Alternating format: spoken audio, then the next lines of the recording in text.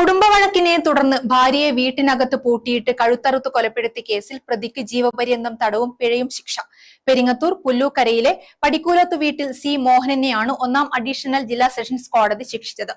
2021 December 22 രാവിലെ 11 മണിയോടെയായിരുന്നു കേസിനാസ്പദമായ സംഭവം. പെരിങ്ങത്തൂർ പുല്ലൂക്കരയിലെ പടിക്കുലോത്ത് വീട്ടിൽ സി മോഹനെയാണ് ജീവപര്യന്തം തടവിനും 50,000 രൂപ പിഴയടക്കാനും 1-ാം അഡീഷണൽ ജില്ലാ സെഷൻസ് ജഡ്ജി CJ ഡെന്നി ശിക്ഷിച്ചത്. പ്രതിയുടെ ഭാര്യ PK രതിയെയാണ് വീടിനകത്ത് വെച്ച് കഴുത്തറുത്ത് കൊലപ്പെടുത്തിയത്.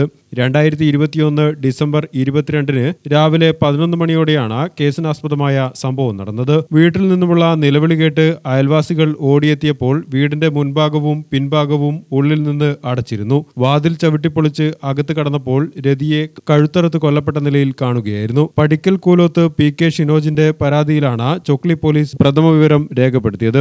ഈ ദമ്പതികൾക്ക് 2 മക്കളുണ്ട്. പ്രോസിക്യൂഷനു വേണ്ടി ജില്ലാ government pleader advocate K Ajith കുമാറാണ് ഹാജരായത്.